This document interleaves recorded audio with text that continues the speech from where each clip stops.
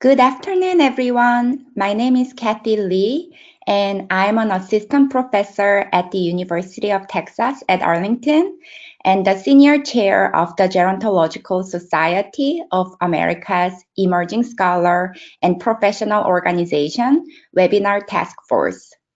Together with Francesca Falzarano, the junior chair of the Webinar Task Force, we would like to welcome you to this webinar entitled Finding and Getting the Most Out of Your Postdoctoral Fellowship Experience.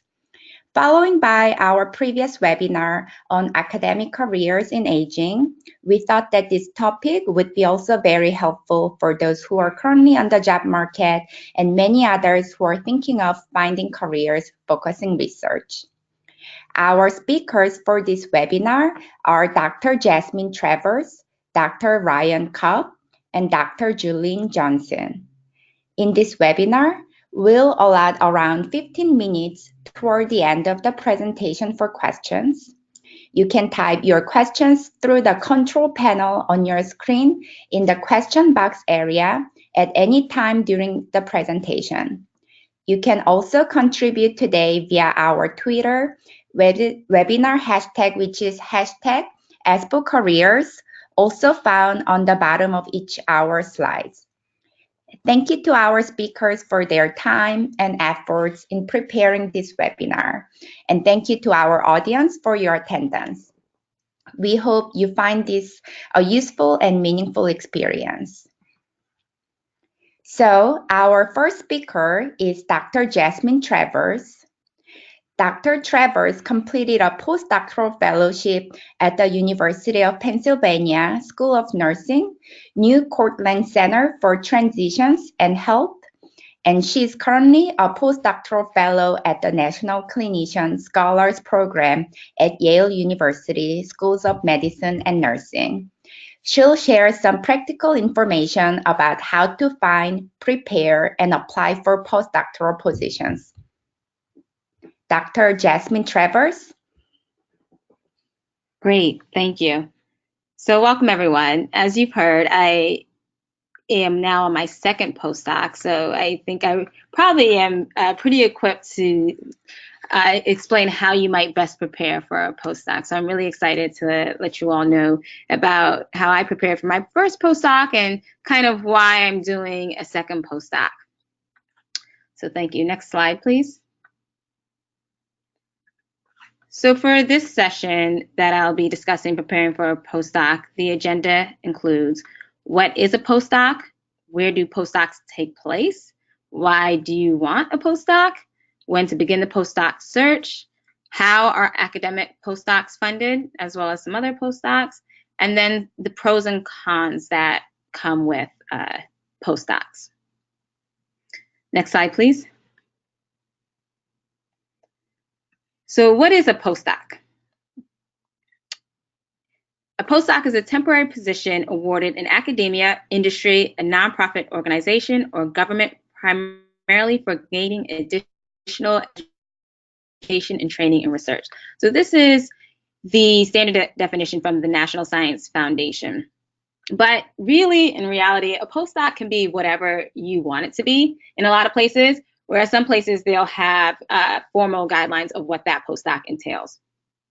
On average, you might see postdocs lasting for about 2 to 5 years. There are some people that do postdocs for a year, and that may just be fitting for them. Just a thought about a one-year postdoc, it all depends on what you want to accomplish in that postdoc. Postdocs can go very fast. So if you're doing a postdoc for 1 year, as soon as you're starting the postdoc, you're pretty much going right on the job market. So when you go on the job market, that kind of entails that you might have some things in the work. So some productivity things, maybe manuscripts, grants. So it's very hard to go right on the job market when you're just starting a postdoc and not have worked on some of the things that people would be looking for depending on where you will be heading off afterwards. So we'll kind of talk about that a little bit more, but just to let you know. Next slide. So what is a postdoc? I'm sorry, where do postdocs take place? So they can take place at academic institutions. They can be in clinics, like the Mayo Clinic, in healthcare settings, in industry, They could take place in not-for-profit settings like Robert Wood Johnson Foundation. They could take place in government, like AHRQ, National Institutes of Health. They can take place in think tanks like RAND Corporation. They can take place in places like the Veterans Administration. Wherever you decide to take a postdoc, you just want to position yourself to be competitive. You want to put yourself in contact with people that you need to talk to in those institutions ahead of time, just so you understand what that postdoc entails. Next slide, please. So for me, when I was doing my PhD at Columbia, I really never heard of what a postdoc was. And it was there, they said, okay, yeah, you're doing your PhD, but after the PhD, you go into a postdoc, and then after the postdoc, you go into academia. So this was this pre-described like timeline and pathway that I had no idea about. So in public, I was like the good PhD student where I said, wow, yes, great postdoc. And then behind closed doors, next slide, please.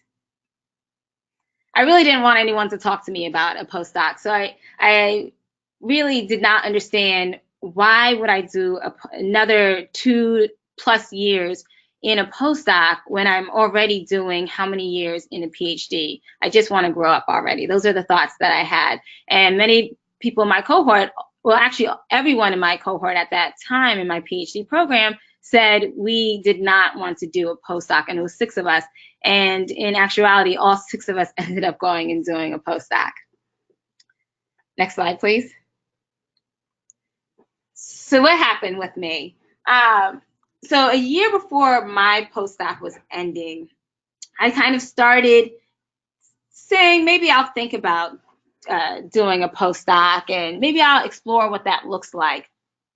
So there were 2 events that I went to in October where I started having conversations about postdocs, and particularly faculty members and representatives from particular institutions.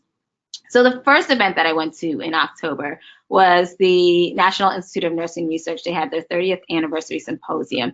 I was there presenting a poster, and a faculty from UCLA came and spoke to me. And UCLA was a place that I could potentially see myself working as a postdoc in. So we had conversations, and we said we would continue those conversations afterwards. Another event that I went to about 2 days later was the Friends of National Institute of Nursing Research Night and Gala. So this was a lavish gala dinner with over 1,000 nurse researchers, people from all over, deans, presidents, faculty, senior management, and the like. And I was at this dinner, and a current postdoc at my institution that I was at as a PhD student told me she wanted to introduce me to the Associate Dean of Research at University of Pennsylvania. So she went and introduced me. She elated how excited she was about me as a pre-doc and how I would be such a great fit. So the dean said, this is awesome. There's a great postdoc here at University of Pennsylvania that we'd like you to explore, and please let's continue the conversation. So after that, I spoke to both of these representatives, one from UCLA and one from Penn. UCLA told me that they didn't really have any funding for their postdocs, and that I would have to write a grant for that postdoc. So for me, as I'm continuing to finish up my dissertation, I didn't have time to write a grant for a postdoc that I didn't know what resources I would have available to me. They're all the way on the West Coast, so it seemed like it would be just very difficult to kind of engage with them in that matter. And if the grant didn't go in or didn't get funded, then I would be left without a postdoc in the timing that I needed it. And then Penn presented me with this special postdoc that they had. It was called a Provost Fellowship for Academic Diversity. They said that they would really support me in that application with another postdoc as well. In their School of Nursing, it would be a combined postdoc. They would provide me the support to write the application and everything else that I needed. So it seemed very promising. So that's what I did. And then next slide, please. And then I found myself in the city of brotherly love. So in Philadelphia, I started a postdoc at University of Pennsylvania. I did end up receiving that provost fellowship as well as the fellowship in the School of Nursing. So I had a joint postdoc at the University of Pennsylvania School of Nursing in 2016. And I'll talk a little bit more about that postdoc. Next slide, please. So when it comes to postdocs, you have to understand, why do you want a postdoc, and what do you hope to accomplish? As you're going through a PhD program, you will hear a lot about postdocs and that you should do a postdoc, and that's really the push that you're going to be getting, but it won't be worth your time or energy if you're not understanding why you want a postdoc, what you hope to accomplish, and kind of what you should be doing or getting from that postdoc. So really having this solid understanding. So to help with this, you should have an idea of where it is you want to end up. So if it's academia in a research-intensive institution, that's great. So what kind of skills does that position require? Do they want you to have a postdoc? So some institutions, especially research institutions, they'll say, you really need to have a postdoc before you could even apply here. And then you need to think about, what are the expectations of the position or the skills that you may be lacking to be successful in that position. And then you can be able to understand, all right, what is it that I need from this postdoc that I don't have that will allow me to be successful? And then these are the things that I want to accomplish from a postdoc. Or say if it's a teaching institution that you want to go into, does the teaching institution really require a postdoc? So postdoc, really thinking about additional training. Training in what? If you've already had a lot of experience in teaching and you don't need additional skills, then it wouldn't really suit you to do a postdoc where you have still limited salary support during that time, when you can just go ahead and enter the job market right away. So those are important things to think about when it comes to postdocs and thinking about postdocs. Next slide, please. So for myself, when it came to saying, okay, should I do a postdoc? I was thinking that I really do want to be in academia, and I want to be able to really kind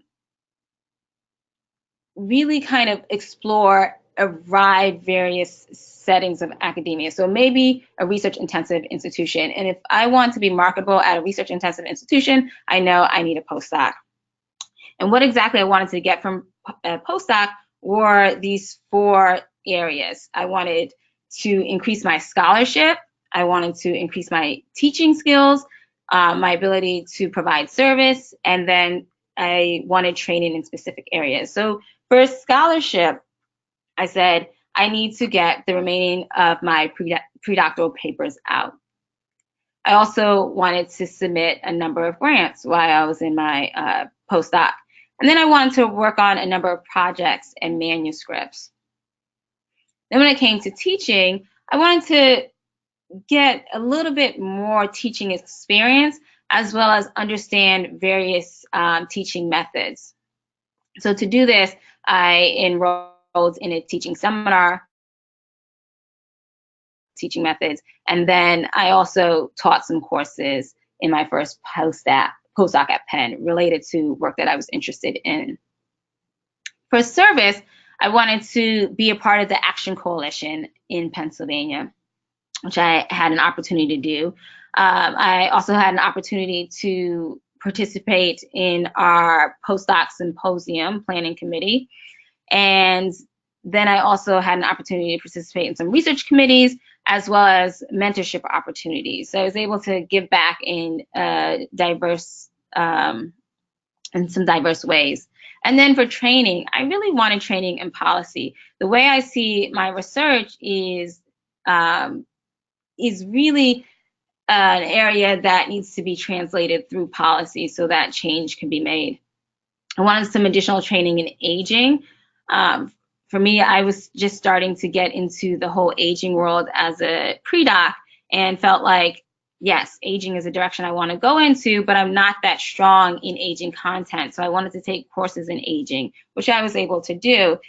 And then I wanted some summer enrichment experiences. So ideally, I wanted to spend some time either at AARP or Centers for Medicare and Medicaid Services, which we did try to engage in those opportunities, but it actually didn't happen during that postdoc. I wanted to be able to study abroad in a Spanish-speaking country. I had never had the opportunity to study abroad before. So I wanted to take that time during my postdoc to do so before I actually started working full-time in the real world, I guess I would say. And then I wanted an opportunity to take courses. So not necessarily required courses, but courses that were related to my area of research. So methods courses as well as content courses. So I created this grid and then confirmed with my current postdoc that I would be able to accomplish these things, or they would support me in really meeting these objectives that I had. So I would recommend, as you're thinking about postdocs, identify what it is that you want to get out of postdocs and making grids similar to this and kind of understanding does this postdoc that I'm looking at actually meet my objectives that I've set forth. Next slide, please. So when to begin the postdoc search? It really depends on your anticipated, I would say, dissertation defense and graduation date, because it's very hard, because especially when thinking many, many months out, like to really say, this is when I'm going to defend, or this is when I'm going to graduate. But it all depends on where that anticipated date lies. So you want to start networking and researching various postdocs, I would say at least a year to 2 years ahead of time.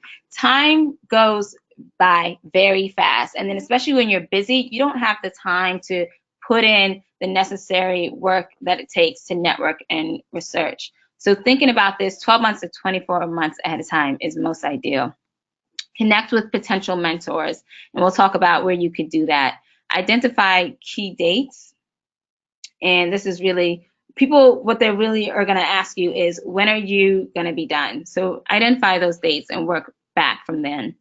And then understand the application materials and requirements. So for example, if you're now networking and researching and kind of understanding what's out there, where are the postdocs, who do I need to talk to, how can I engage with them? And then you have these conversations and they say, well, this is what we want you to have. We want you to have A, B, and C beforehand, or we want to see this on your CV. You now have the time to actually work on those things by looking ahead 12 to 24 months. If you're doing this anything like less than that, then it gets a little bit difficult to try and get the requirements that these institutions want. And then really learn about the postdoc expectations. Also, especially like the start date, the flexibility and start date. Like if you say, I'm going to be defending maybe October of 2020, and they say, okay, and then all of a sudden something doesn't go the way it should go with your dissertation, and you don't actually defend until either November or December, is that okay? Or will the money go away? So that's important to understand. And then now when it comes to the applications, you want to start thinking about putting the application in 9 months ahead of time to about a year or more ahead of time, or at least identify when applications are due or when they start applications, whatever institution that you're applying to. So really know the deadlines. Some very formal postdocs, so for example, that provost fellowship that I applied to, the application was due, I believe, November 15th of that year. So it was pretty much almost a year before I was going to be completing my postdoc. So understand the deadlines. Some people, it's going to be a year ahead. Sometimes the deadlines aren't until the springtime, and it varies widely. So that's important to look into. All right, next slide, please. So where to begin the postdoc search? A great place to start is conferences, meetings, and programs. So that's also another reason to start networking and researching 12 months to 24 months, because we may or may not be going to conferences very often. We may go just once a year. So that may put us about 12 months to 24 months ahead of time. But at these conferences, the best thing to do is to understand who's going to be at the conferences. There could be potential mentors at the conference that you can set up a coffee date with. A lot of people like meeting people at conferences. It just changes the atmosphere. So I would encourage you to look at the program ahead of time and see if a potential mentor is going to be at that conference, and then set up a time, email them and say, could I have coffee with you? And a lot of times people will be very eager to meet with you if they have the time. And then your own mentors can help you in connecting to other potential mentors. Mentors, they talk to a lot of different people, they collaborate with a lot of different people. So they may hear or get word that there's an institution or a specific mentor looking for a postdoc, or they could reach out to other people on your behalf. You can go to institutional websites to see if they have postings, and some institutional websites may have postings and some may not. So then that leads us to the inquiries. You can just hard cold or cold email institutions and or mentors, potential mentors, and say, do you have any postdocs available? And then you can also work with your networks and your networks as well. And I would reach out to current postdocs. So if you know any current postdocs, reach out to them and ask them what they know. Sometimes they'll know if their institution has postdocs opening up, or they may have heard about other postdocs opening up. Then if you're on listservs with various organizations, they usually send out openings for either postdoc positions or faculty positions. So looking through those listservs, you may get emails from your own institutions that advertise postdocs. You might see notices, or just going to various organization sites. They may have a bulletin within that site that tells you about postdoctoral information. And then lastly, for a place where you can look for a postdoc search, you can do some additional legwork. So going to NIH Reporter, you can go and look at all of the institutions that have T32s. So T32s we're going over in a second, but they are federally funded institutional grants where the institution is able to fund postdocs. So if you go to NIH Reporter and now see all of the institutions that have this T32 funding mechanism, then now you can go and actually reach out to those institutions and see if they have postdoc positions available, because you're already seeing that they have money to fund postdocs. So now we just need to go and actually target those institutions and see if they are looking for postdocs. And usually these T32s are focused on specific areas. So they may be focused on aging, or they may be focused on comparative effectiveness research. And you'll see what the title of that funding mechanism is that the institution was awarded. And then you might look at reference lists to kind of understand who may be a potential mentor, because you don't know, but all the people that you cite within your work, they clearly are probably people that are doing work that's close to your work. So you can now go and look on their websites for their information, these authors from your reference list, and they could be potential mentors, and reach out to them. Next slide, please. So how are academic postdocs funded? So I just talked about the T32 federal funded institutional mechanism. There's also F32s, which is an individual grant. And this is one of the grants that I was telling you about before that UCLA wanted me to apply for. So this you would write on your own for the institution, and then you would be awarded, and it would, if you were awarded the grant, and then that would fund your time as a postdoc. Then there are university-funded postdocs. For example, you could be titled a research scientist. And those are university funds. So you can contact the university and see if they have those postdocs available. This is pretty good for, especially for people that may not have citizenship here, because they're typically not eligible for federally funded grants. But if it's a school that has their own private funds, this is a great place where non-U.S. citizens can apply for it. So schools like Vanderbilt, Duke, NYU are great places for that. Then there are provost fellowships, like the fellowship that I had, teaching fellowships, where if you're teaching for a certain amount of time, then you can receive postdoc funding for that. There are diversity and administrative supplements that can be awarded to grants that are like our mechanisms that you can apply to, and they're a little bit easier to be awarded. Your mentor's grant may have money to fund a postdoc or any additional grants that your mentor may be applying. He or she can write in for money for a postdoc. And then private discretionary funds. So typically salary ranges from $47,000 to $80,000. And I think that actually probably went up a little bit. So this is usually the federal number is around $47,000-$50,000. And then depending on where else money is coming from, if it's private money, you could see a higher salary range. And then sometimes you might see lower salary points than that. Next slide, please. So then the academic postdoc application process essentials, and I'll just go through this quickly. So you have your CV that you need to present. I would just ask that you have someone review your CV. You want to really present publications, presentations, grant funding, awards, and really understand what it is that the institution that you're applying for really kind of regards, especially if it's academic institutions. They're going to want to see, publications, presentations, all those kinds of things. Think about the job talk and have someone review your job talk. Interviews, just understand who you're going to be interviewing with, how long the interview is going to be. Is it going to be over a couple of days? Is it just one day? You may have to prepare a research plan or a training plan, which is a lot of work up front to kind of say, this is what I'm going to be doing when, this is my study aims, these are the courses or whatever training opportunities I want to take advantage of. But it's great for later on down the road when keeping the postdoc structured. Understanding your career goals. They want you to identify mentors. They want to know that we have people here to make sure that you'll be successful.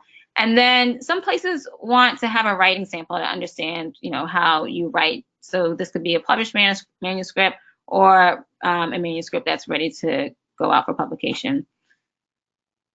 Next slide, please. And then just for the interest of time, here's a little bit more about the resume and CV, and then your cover letter. Just understanding those are some things that people want to know. Just real quick with the CV, that's like your rites of passage. Whenever you're reaching out to institutions, potential mentors, you always want to say, I'm so-and-so, I was just interested in whatever, blah, blah, blah. Please find my CV attached for reference. So really making sure someone reviews your CV and your CV is up to par is important. And having that CV to send to people so they understand who you are.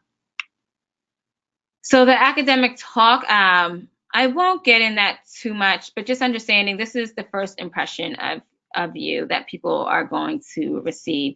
It needs to be attention grabbing. You only have a couple minutes to grab people's attention. So why should they care about the work that you're doing?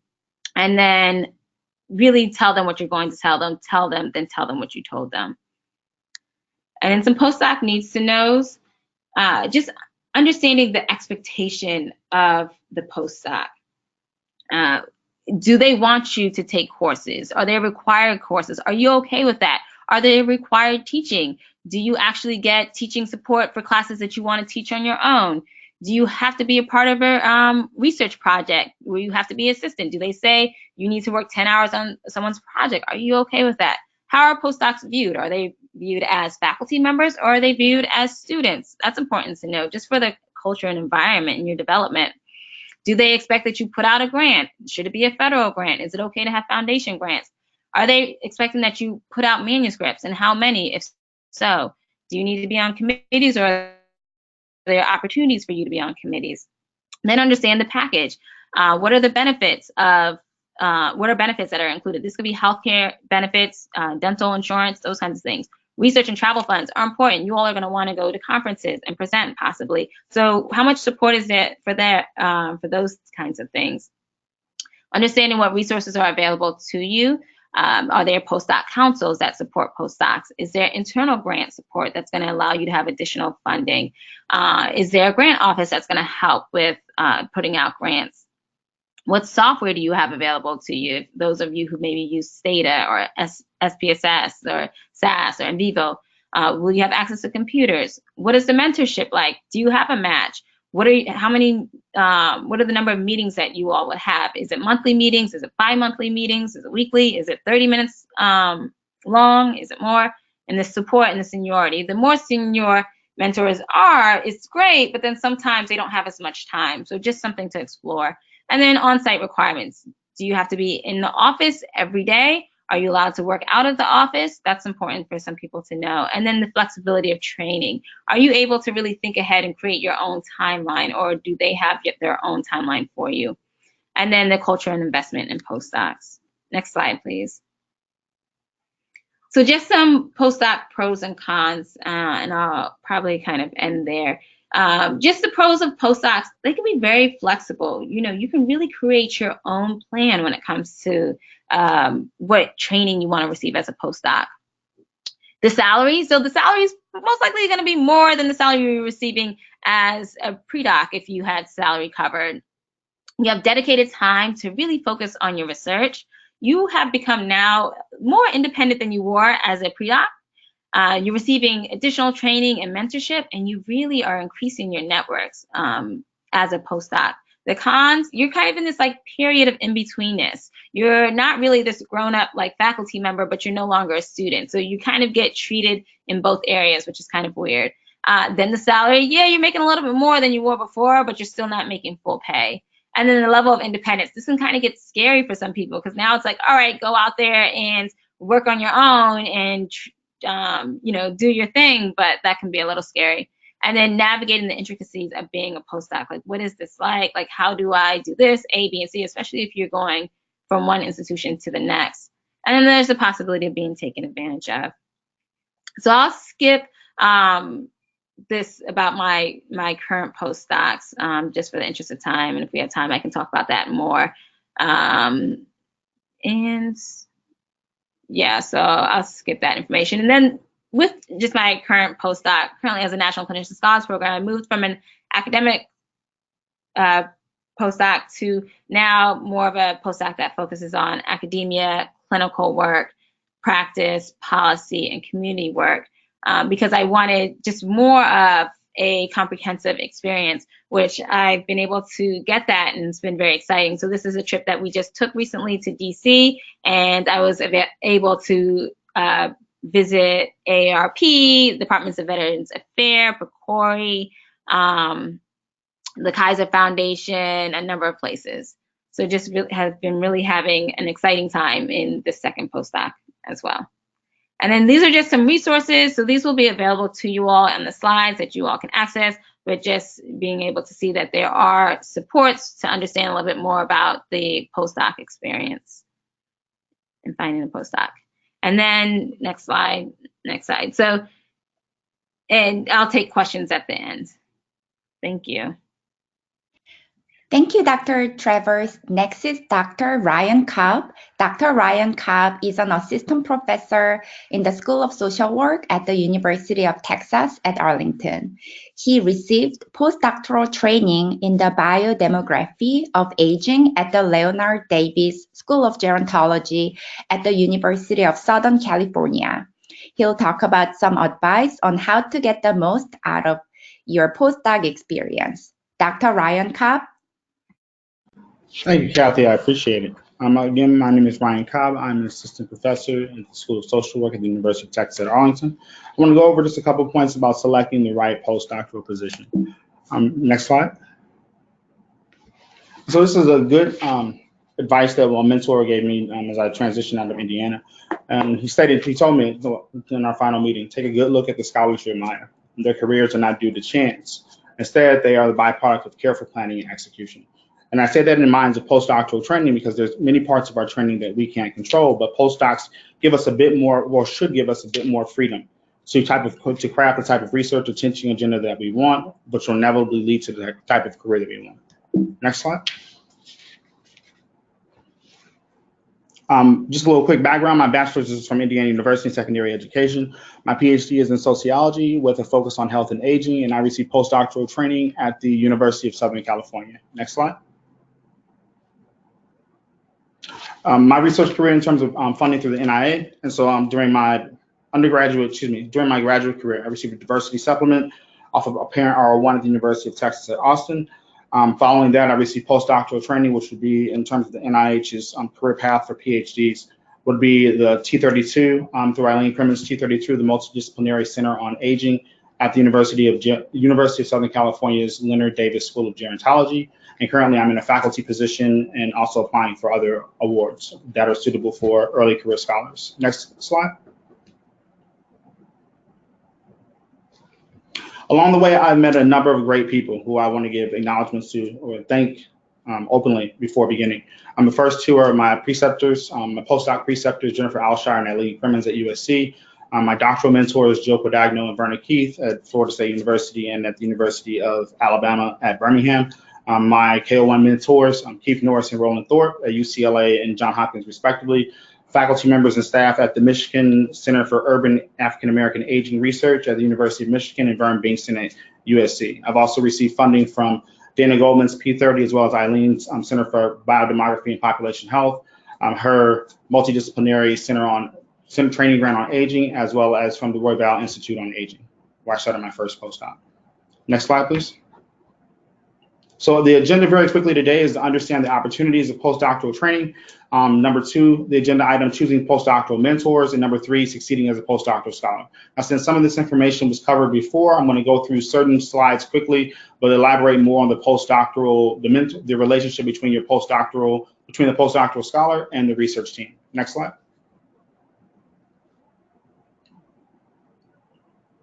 So the different types of postdocs. So first, there's one, I call them teaching postdocs.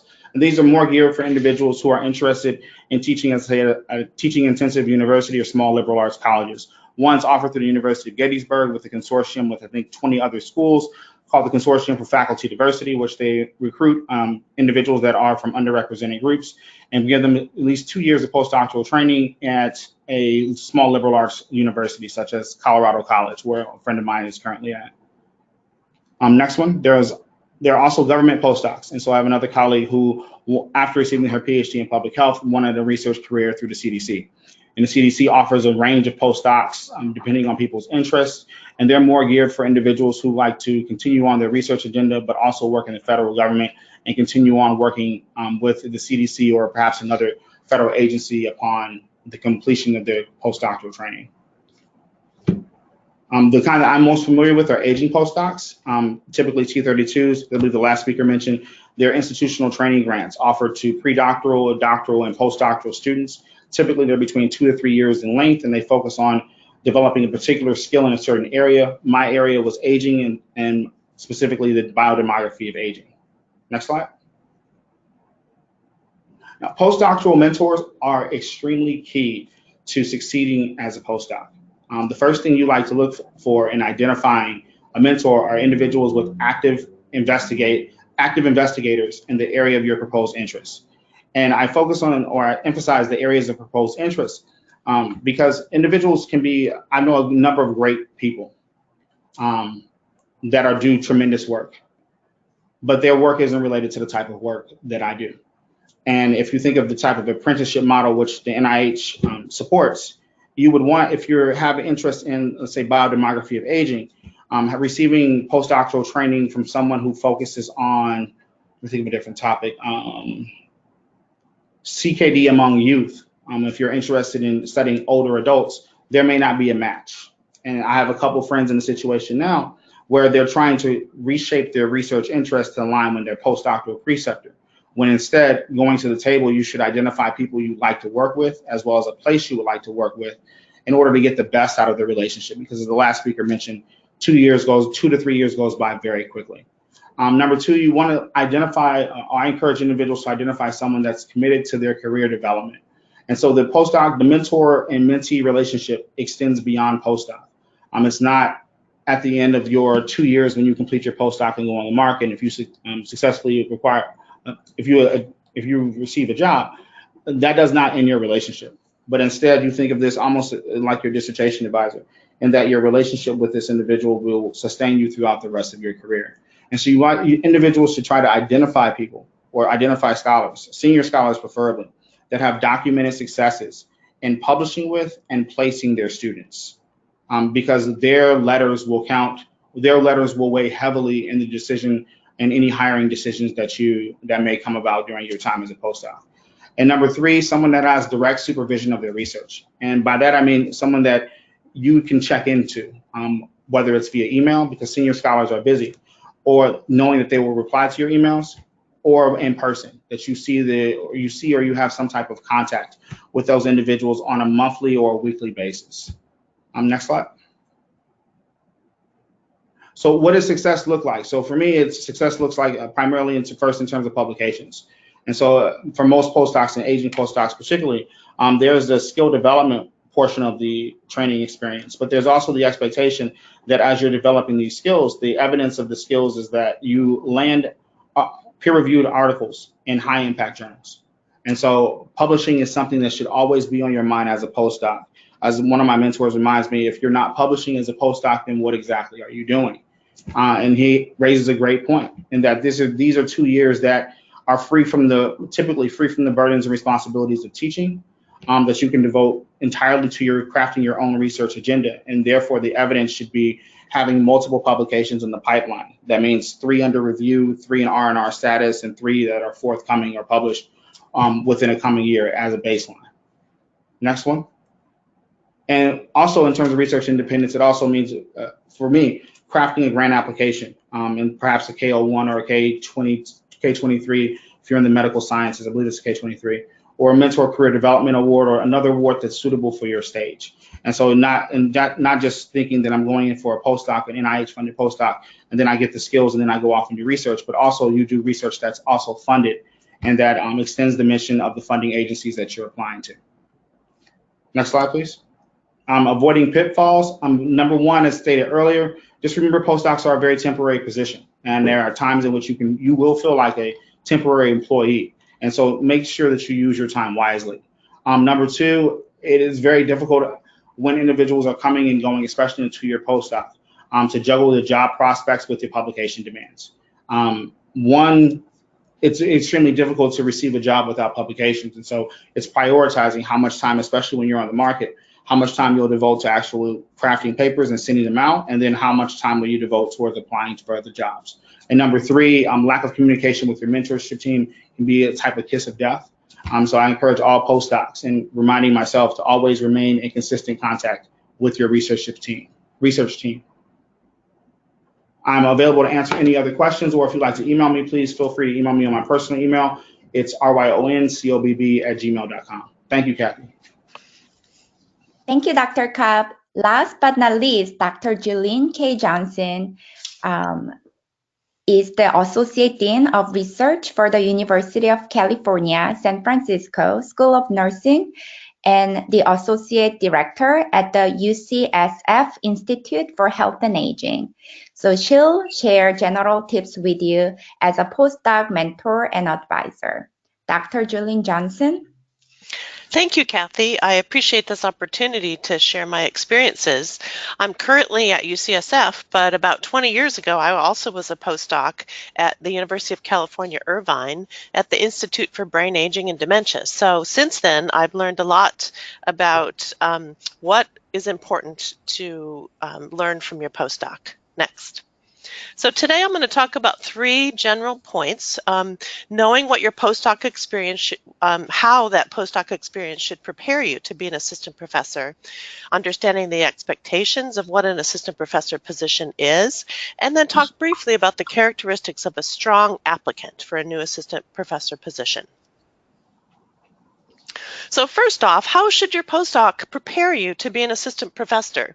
Well, first of all, you should have the opportunity to get exposure to grants and grant-funded research. And this is particularly important for those who are going into research-intensive universities as an assistant professor.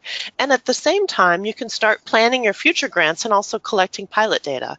One of the best things I did when I was a postdoc was offer to provide and summarize the preliminary data for a large center grant, a P50 grant, which was an Alzheimer's center. And in that experience, I was able to learn about how to present data. I learned a lot about the center, and it also gave me insights about what data I could use for my future grant. So it was a really wonderful opportunity being involved in that large center grant from the postdoc. It's also an opportunity to build your network. As been discussed, science is a team sport, and you're going to need colleagues and collaborators to complete your career. So now is a good time as a postdoc to get that going. I won't spend much time on talking about mentors. The prior two speakers did that very nicely, but we do know from research that early mentorship is a good predictor of future success with grants. So this is a very important point. Next is learn to prioritize your writing and publishing. Now, this is particularly tough, and everybody does this differently, whether you find a writing buddy or a dedicated time each day that you do writing, but essentially writing and publishing, as Dr. Cobb says, if you're not publishing, what are you doing? And this really is an important skill to learn as a postdoc, if you haven't learned it already as a doctoral student. Also thinking about growing your leadership skills, and in this it might be participating on postdoc council or maybe a planning committee or a research committee, but start to show yourself and gain some skills in leadership, because you'll definitely need them later in your career. In addition, you'll want to find opportunities to teach and mentor yourself, whether this is summer students or pre-doctoral students or high school students. This will also show that you have potential to be a good teacher. Next slide.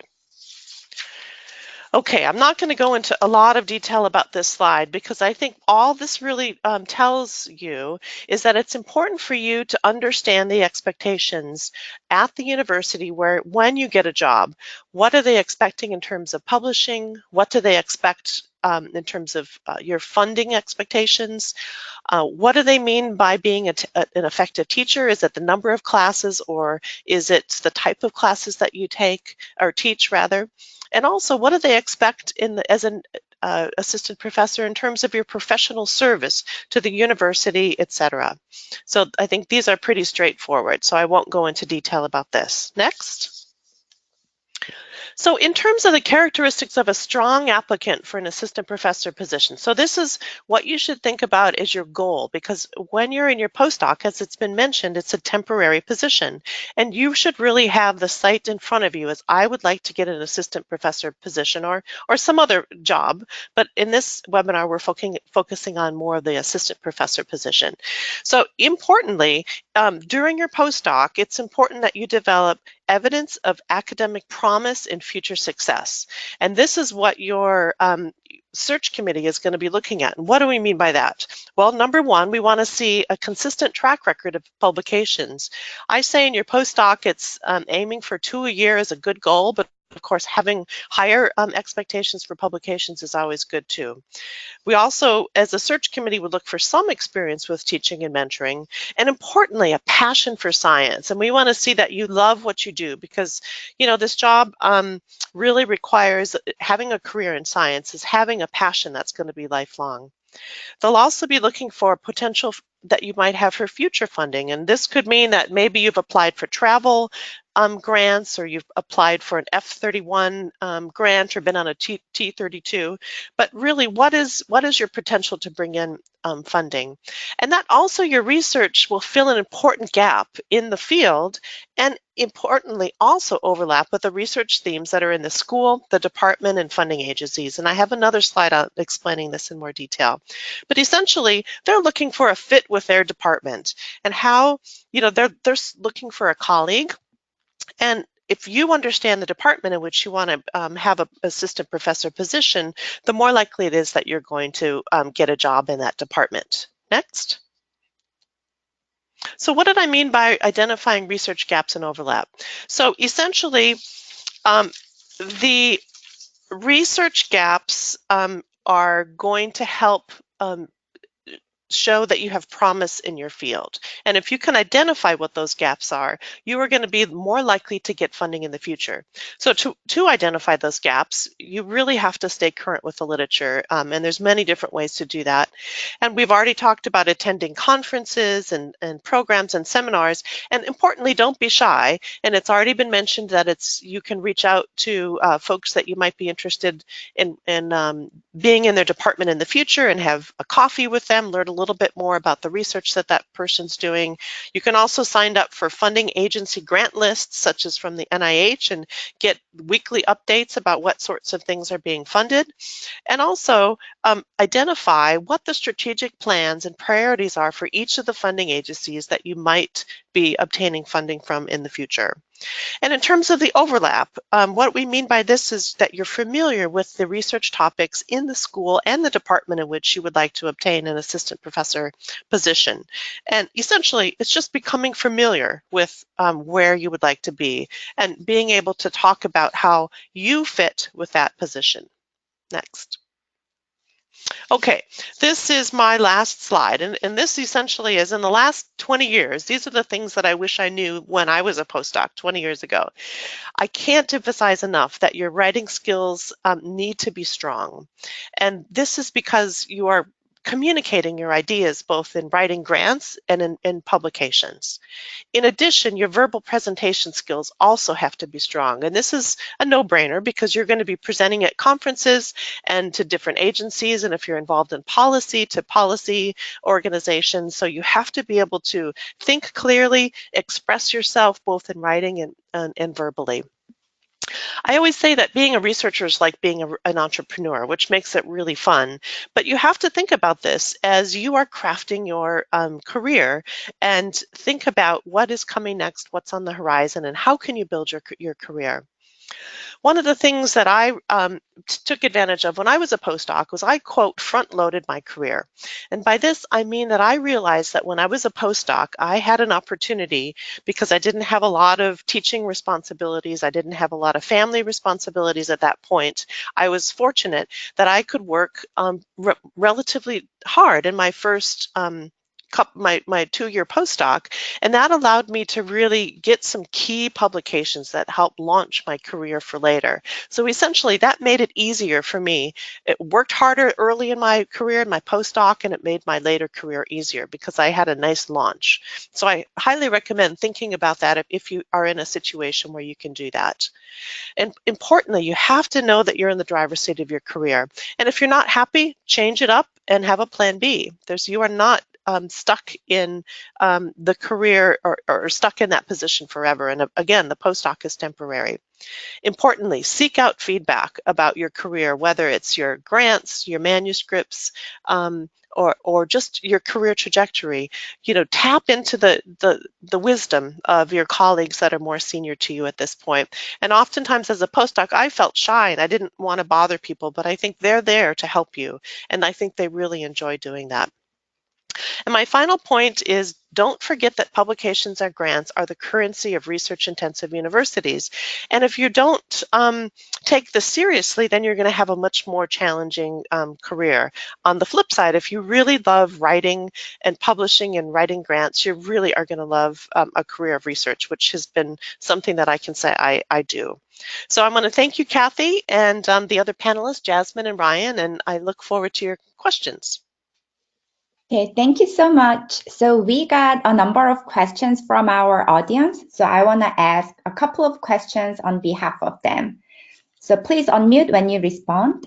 So does it matter if the postdoc is funded by federal funds, such as T32, compared to faculty funds in terms of tenure track faculty job prospects after the postdoc experience? Well, this is Julene. I would say no, it doesn't matter where the funding comes from. Of course, it's the other thing to think about is if you're a PI on a grant has more weight than if you just are part of a center grant or part of a T32. So it gives you a little bit more heads up. I mean, it gives you a little bit more clout rather if you're a PI on a grant as a postdoc.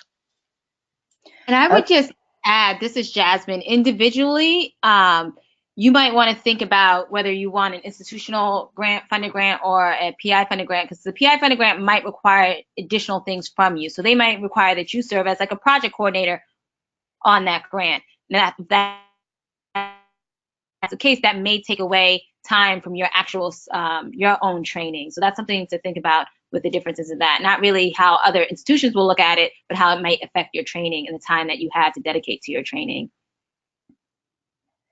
Thank you. So the next question is, if you negotiated your postdoc, what did you negotiate and how flexible were the institutions?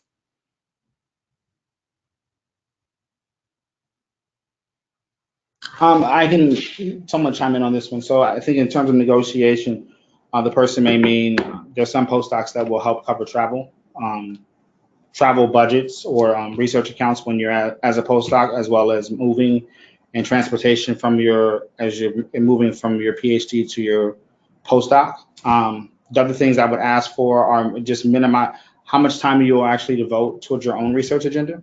So if you're working on a big team project, there may be a friend of mine is he's expected to spend 50% of his time doing their work, which isn't as helpful to his career. So one thing I would encourage people to do is negotiate your own space to do your own work as much as needed.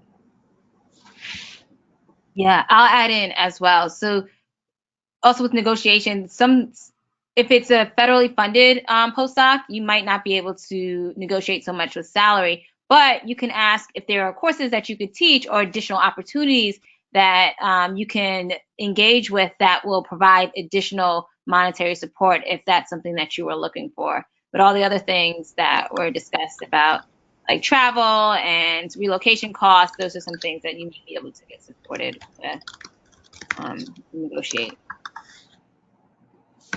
Okay, thank you. So I believe this is the question for Dr. Julene Johnson. So when you're looking at potential postdocs, what are qualities you look for and mistakes that students commonly make? So there was the slide when I'm looking for postdocs. Okay, I think I'll say the most common mistakes are the person who wants a postdoc still presents themselves like they're a doctoral student. And by this I mean there's not been an evolution of their presentation skills and their thinking skills. So one way to get over that or to avoid that pitfall is to ask other faculty members to look at your, for example, letter that you're writing of interest to a postdoc, or your CV or your research statement, because it's a very different experience being a doctoral student and a postdoc. And as a postdoc, it's almost like we expect them to function more like an assistant professor than a doctoral student. So that would be something to think about and to avoid. Thank you. So here is another question for Dr. Johnson. How do you identify department research priorities? Should we have conversations with the dean or associate dean? That's great. So the question is, how do you identify the department priorities? Well, I think websites are a great way to find out what the research priorities are. And so, look into the websites and look at what their foci are. You can also look up the publications of each of the professors that are in the department, and in particular the professors that you might be interested in collaborating with when you become an assistant professor. You could also look up their grants. So luckily these days there's a lot of information on the internet that you can find, whether it's in PubMed or just the general internet. I would discourage you from asking the dean about what the research priorities are, because the dean would assume that that's your job and not theirs. Thank you. So could the speakers talk a little bit of how to negotiate salary when looking for assistant professor positions after postdoc?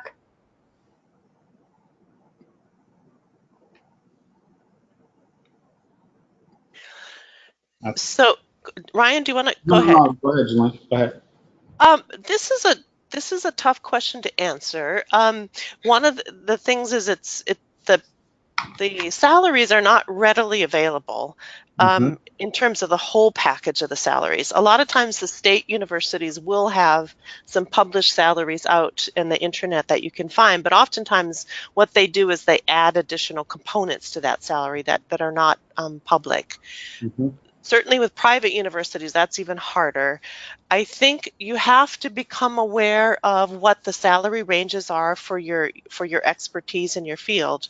Part of that is talking to your friends and colleagues to get a sense.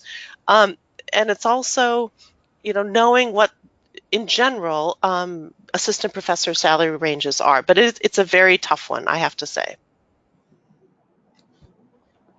Okay. Thank you so much, everyone, for taking your time to join our webinar today.